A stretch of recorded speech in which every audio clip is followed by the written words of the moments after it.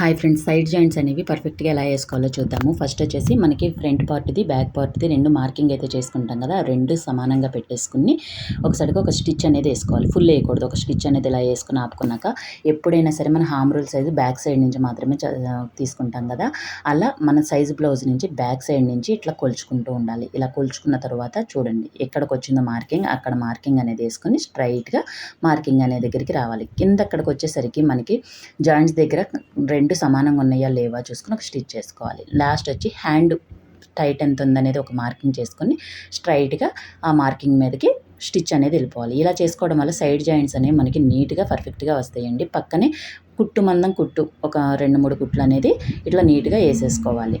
చూడండి కుట్టు మందం కుట్లు ఇట్లా నీట్గా ఒక 2-3 కుట్లు వేసేసుకోవాలి. చూడండి నేను ఒక 3 కుట్లు అయితే వేసేసానండి. ఇట్లా కుట్టు మందం కుట్లు వేసుకుంటే మనకి నీట్గా ఉంటుంది. ఎగస్ట్రా లైన్గా ఒక స్టిచ్ అనేది వేసేసుకుని ఎగస్ట్రా క్లాత్ అంతా నీట్గా కట్ చేసేసుకోండి. ఇలా వేసుకోవడం వల్ల సైడ్ జాయింట్స్ అనేవి మనకి నీట్గా పర్ఫెక్ట్గా వస్తాయి. చూడండి ఎంత నీట్గా అనేది వచ్చేసిందో మనకి కుట్లు అనేవి. చూడండి మనకి లోపల కూడా ప్లస్ గుర్తు వచ్చిందా లేదా కూడా ఒకసారి చూసుకోండి కావాలంటే.